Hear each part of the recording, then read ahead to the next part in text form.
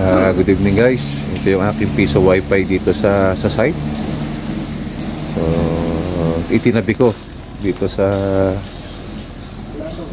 coffee bendo para habang nagkakape, nagwa-wifi, at sa habang nagwa-wifi, nagkakape.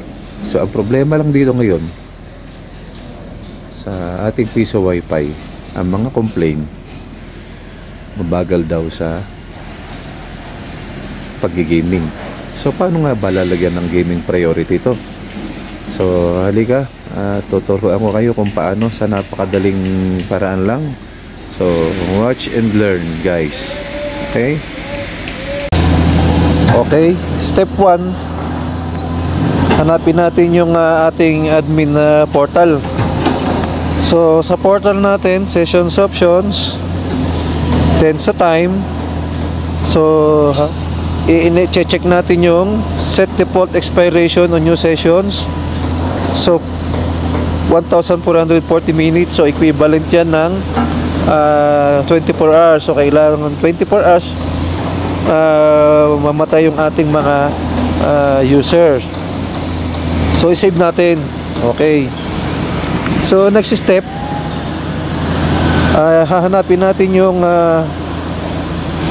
job schedule.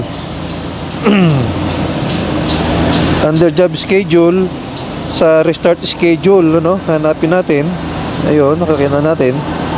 Para dun sa machine natin daw, mag-restart siya kung ilan ang gusto nating time.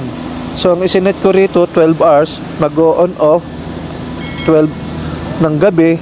Ibig sabihin nito 12 ng gabi, hating gabi, tsaka 12 ng tanghali. Then save lang ulit natin yan. So okay, na-save na. Then last, yung final, ay hahanapin naman natin yung ating settings, network general settings. So support prioritization tayo pupunta. So ito kasi para doon sa allocation natin ng speed sa nag-game. So ang nag-asset na ako rito ng 45.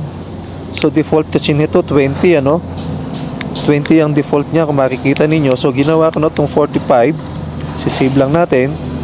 So yun na, para yung magi-gaming nasa 45% yung allocation ng speed natin kasi sa dami niyan. So yung the rest ng 55% naman para doon pa rin mo sa nagbabrowse, nag-FB, nag-YouTube, para naman ito last i-reboot na natin yung ating system para mag-save.